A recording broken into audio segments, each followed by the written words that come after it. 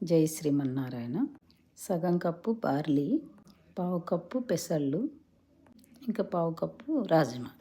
ఇవన్నీ రాత్రిపూట నానేసుకోవాలన్నీ. అవన్నీ నానేసాను చూడండి. ఇలా నానేసుకున్నాక తెల్లారి ప్రొద్దున ఆ నీళ్ళతోనే, ఆ కడిగిన నీళ్ళతోనే కుక్కర్లో వేసి 3 విజిల్స్ వరకు ఉంచుకోవాలి. కొంచెం మెత్తగా ఉడకాలి.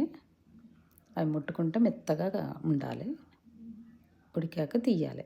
తీసేసి వేరే ప్యాన్లో ఆనియన్స్, పచ్చిమిర్చి, క్యారెట్, బీన్స్ ఇంకేమైనా వేసుకోవచ్చు. నేనైతే ఇవే వేసాను. కొంచెం మిరియాల పొడి వేసి కొంచెం వేపాలి. పచ్చి వాసన పోయేటట్టు వేపాలి.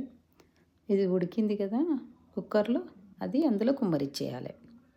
సాల్ట్ను ఇంకా కొంచెం మీరు మిరియాల పొడి వేసుకోవచ్చు, మీరు తినేదాన్ని బట్టి.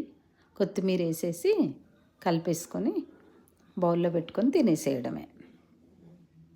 టమాటా వేసుకోవచ్చు, నిమ్మకాయ వేసుకోవచ్చు. ఇందులో మీ ఇష్టం, ఎట్లాగైనా వేసుకోవచ్చు. కొంచెం ఒక్క టమాటా కూడా వేసుకుంటాను. పోపులో టమాటా కూడా వేసాను, హాఫ్ టమాటా. కొంచెం మిరియాల పొడి, సాల్ట్, పసుపు వేసి ఇలా ఉంటుంది. చాలా బాగుంది. చేసుకోండి అందరూ.